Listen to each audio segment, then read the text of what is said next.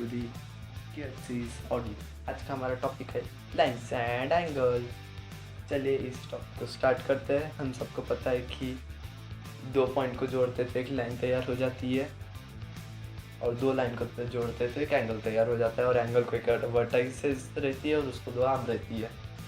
ये तो इस चैप्टर का इंट्रोडक्शन हो गया, और ये हमारे को पहले से ही पता था, हमने पहले की क्लासेस में पढ़ चुके थे। चलिए अब हम इस चैप्टर का बेसिक जानकारी जान लेते हैं। जो अभी हम टॉपिक स्टार्ट करने वाले हैं उस टॉपिक का नाम है बेसिक टर्म एंड डेफिनेशंस। चलिए अब हम इस टॉपिक को स्टार्ट करते हैं। जो हम इस टॉपिक में पहला टॉपिक पढ़ने वाले, सब टॉपिक पढ़ने वाले, उस सब टॉपिक का नाम है लाइन सेगमेंट। चलिए अब लाइन सेगमेंट की डेफिनेशन देख लेते हैं। Those line which have two end point is called the line segment।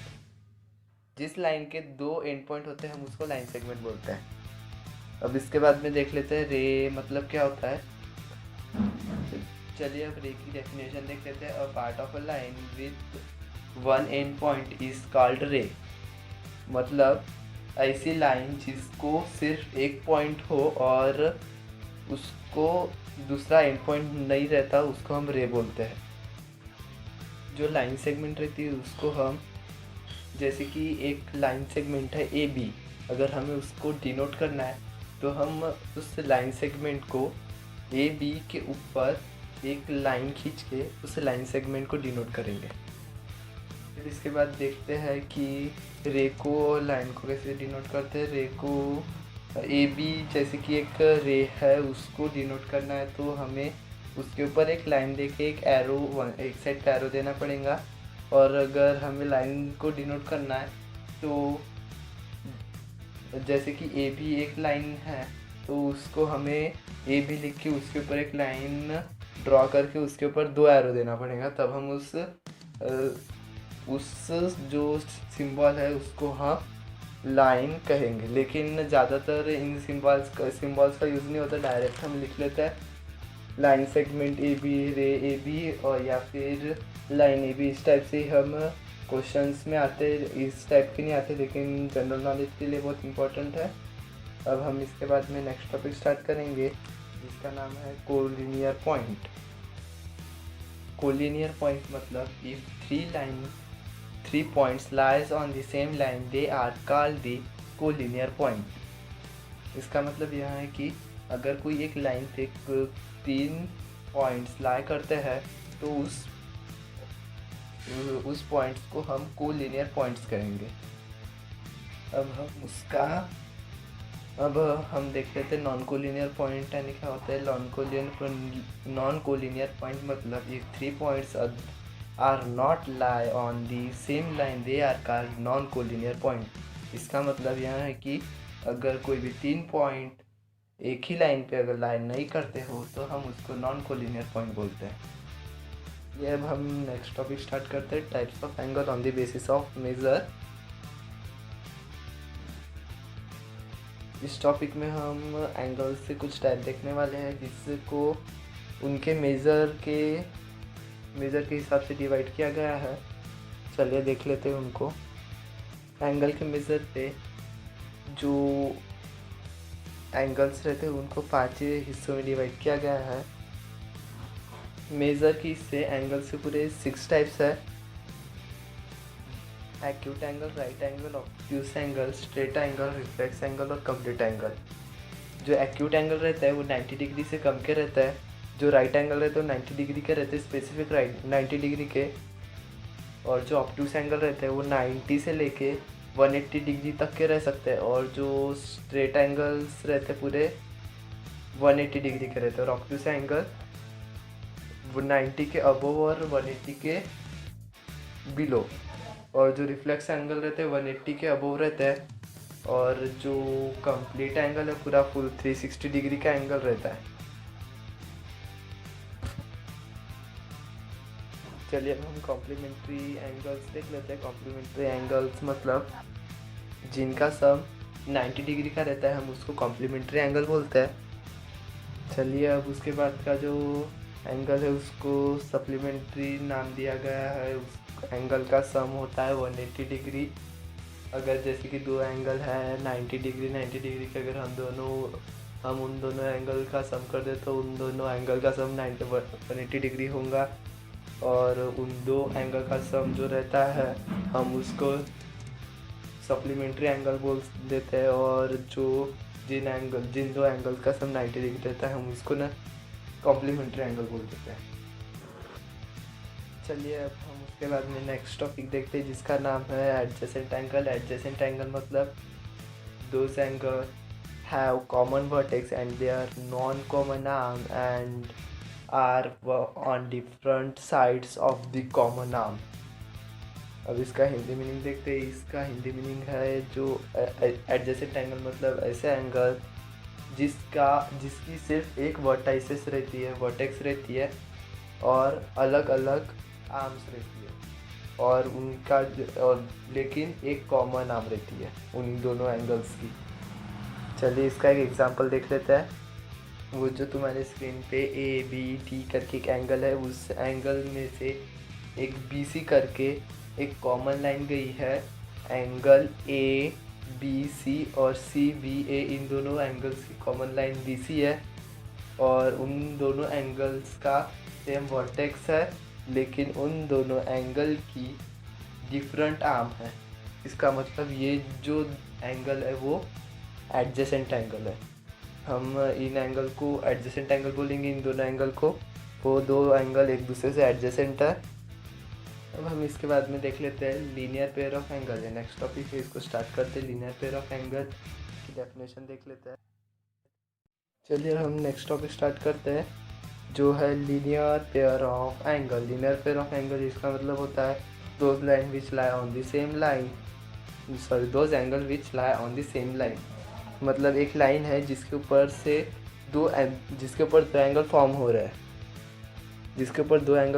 हम उसको लीनियर पेयर ऑफ एंगल बोलेंगे, क्योंकि वो एक ही लाइन पे जो एक जैसे स्केल रहती है, अगर हमने उससे स्ट्रेट लाइन ड्रॉ किए और उसमें से बीच से एक लाइन और आर्म हमने एक्सटेंड किए तो दो एंगल फॉर्म होंगे। हम उस दो एंगल को लीनियर पेयर ऑफ एंगल बोलेंगे, क्योंकि वो एक लाइन पे दो एंगल फॉर्म हो रहे हैं और वो एक पेयर है, इसलिए हम उस दो एंगल को लीनियर पेयर ऑफ एंगल बोलेंगे। अब हम नेक्स्ट प्रॉपर्टी जान लेते हैं दो एंगल्स की। वर्टिकली अपोजिट एंगल दो, यानी कि जब दो एंगल मतलब जैसे कि दो लाइन है वो एक दूसरे को क्रॉस कर रही है, तो उन जो दो लाइन के बीच में जो अपोजिट एंगल रहेंगे वो दोनों इक्वल रहेंगे। जैसे कि जो तुम्हारी स्क्रीन पे वर्टिकली अपोजिट एंगल के सामने एक फिगर ड्रॉ हुई है, उसमें AOB और जो एंगल DOC ये दोनों एंगल अपोजिट है, इसलिए दोनों एंगल इक्वल रहेंगे। और BOC और AOD ये दो एंगल भी इक्वल रहेंगे। चलिए अब इसके बाद में हम नेक्स्ट टॉपिक स्टार्ट करते हैं जिसका नाम है intersecting line and non intersecting line. अब हम इंटरसेक्टिंग लाइन के बारे में देख लेते हैं। इंटरसेक्टिंग लाइन मतलब कोई भी दो लाइन अगर इंटरसेक्ट होती है तो उसको हम इंटरसेक्टिंग लाइन बोलते हैं, और कोई भी दो लाइन जो कभी इंटरसेक्ट नहीं होती हम उसको नॉन इंटरसेक्टिंग लाइन बोलते हैं। ये तो कॉमन सी बात है, लेकिन हम नॉन इंटरसेक्टिंग लाइन को पैरेलल लाइन भी बोलते हैं। उसके बाद में हमारा नेक्स्ट टॉपिक है pairs of angle. Pairs of angle मतलब हमें पहले से ही पता है, एडजेसेंट एंगल की pair, linear pair of angles और वर्टिकली अपोजिट एंगल्स, इन सब को हम पेयर्स ऑफ एंगल बोलते हैं। अब हम इसके ऊपर एक एक्सियम जान लेते हैं। ये एक्सियम यह है कि इफ अ रे stands on a line, then the sum of the two adjacent angles so formed is 180 degree. इस एक्सियम का ये मतलब है कि अगर एक लाइन पे एक रे स्टैंड करती है तो वहाँ पर दो एंगल फॉर्म होते हैं। वो दो एंगल एडजेसेंट एंगल रहेंगे। अगर हम उन दो एंगल का सम करेंगे तो 180 डिग्री के इक्वल रहेगा। इसका मतलब अगर जो वो दो एंगल फॉर्म होंगे 180 डिग्री के, वो दो adjacent angle linear pair of angles रहेंगे। अब एग्जाम नंबर सेकंड के तब बढ़ता है। हमारा एग्जाम नंबर सेकंड ये है कि if the sum of two adjacent angle is 180 degree then the non common arm of the angles form a line. इसका मतलब ये है कि अगर दो एंगल एडजेसेंट एंगल है और उन दो एंगल का सम 180 डिग्री है और उन दोनों की जो उनकी जो तो नॉन कॉमन आर्म है, उन दोनों वो जो दो आर्म्स रहेंगी वो एक लाइन रहेंगी। और ये जो दो एक्सियम है इन दोनों को हम लीनियर पेयर एक्सियम बोलते हैं। अब हम इस चैप्टर का थ्योरम नंबर 1 थ्योरम पहला देख लेते हैं। थ्योरम फर्स्ट ये है कि if two lines intersect each other then the vertically opposite angles are equal. इसका मतलब ये है कि अगर कोई भी दो लाइन एक दूसरे से इंटरसेक्ट कर रही है तो वहाँ पर जो वर्टिकली अपोजिट दो एंगल रहेंगे वो दोनों एंगल एक दूसरे से इक्वल रहेंगे। अब हमने जो दो एक्सियम और एक थ्योरम है ये पेयर ऑफ एंगल्स, इसके बेसिस पे थे दो एक्सियम और एक थ्योरम। अब हम बाकी के थ्योरम और एक्सियम्स दूसरे टॉपिक पे देखेंगे। अब हम दूसरा टॉपिक जो है उसको स्टार्ट करने जा रहे हैं। उस टॉपिक का नाम है parallel line and A transverse. चलिए पहले हम थ्योरम और एक्सियम के बीच का डिफरेंस जान लेते हैं। थ्योरम मतलब ऐसी चीज़ जिसको हमें प्रूव करने की ज़रूरत पड़ती है, और एक्सियम मतलब हमें उसको प्रूव करने की ज़रूरत नहीं पड़ती, हम उसको एक्सियम बोलते हैं। ये थ्योरम और एक्सियम के बीच का सबसे बड़ा डिफरेंस है। जैसे कि ये पेयर ऑफ एंगल्स के दो एक्सियम है, हमारे को इन दोनों एक्सियम को प्रूव करने की ज़रूरत नहीं है, लेकिन जो थ्योरम है हम उसको प्रूव कर सकते हैं, लेकिन वो प्रूफ बहुत ईजी इसलिए हम नहीं करेंगे। उसके बाद जो हम नेक्स्ट टॉपिक स्टार्ट करने वाले थे उसे स्टार्ट कर लेते हैं, pairs of parallel lines and और ट्रांसवर्स। पहले पैरेलल लाइन और पैरेलल लाइन्स एंड ट्रांसवर्सल इस टॉपिक के थ्योरम और एक्सियम देखने के पहले इसके बारे में हम कुछ बेसिक जानकारी जान लेते हैं। जो ऐसी दो लाइन जो कभी इंटरसेक्ट नहीं होती हम उसको पैरेलल लाइन बोलते हैं, और ऐसी लाइन जो पैरेलल लाइन को क्रॉसली दोनों लाइन को इंटरसेक्ट करती है हम उसको ट्रांसवर्सल बोलते हैं। जैसे कि वो पैरेलल लाइन एंड ट्रांसवर्सल उस टॉपिक की जो फिगर है उसमें जो AB और CD ये दो पैरेलल लाइन है और PQ ये दोनों ट्रांसवर्सल है। ये जो दो पैरेलल लाइन है उनमें से जो PQ एक लाइन पास हो रही है हम उसको ट्रांसवर्सल बोलते हैं। उस फिगर में जो एंगल 1 है और एंगल 2, एंगल 7, एंगल 8 ये सब एक्सटीरियर एंगल है, और एंगल 4, एंगल 3, एंगल 5 और एंगल 6 ये इंटीरियर एंगल है। और उसी फिगर में एंगल 2 और एंगल 6 ये दो कॉरेस्पॉन्डिंग एंगल है। और वहाँ पर ही एंगल 4 और एंगल 5 अल्टरनेट इंटीरियर एंगल, और एंगल 2 और एंगल 7 ये अल्टरनेट एक्सटीरियर एंगल है। अब हम कॉन्सिक्यूटिव इंटीरियर एंगल के बारे में जान लेते हैं। कॉन्सिक्यूटिव इंटीरियर एंगल को अलाइड एंगल या फिर को इंटीरियर एंगल भी बोलते हैं। कॉन्सिक्यूटिव इंटीरियर एंगल मतलब interior angle on the same side of the transversal. मतलब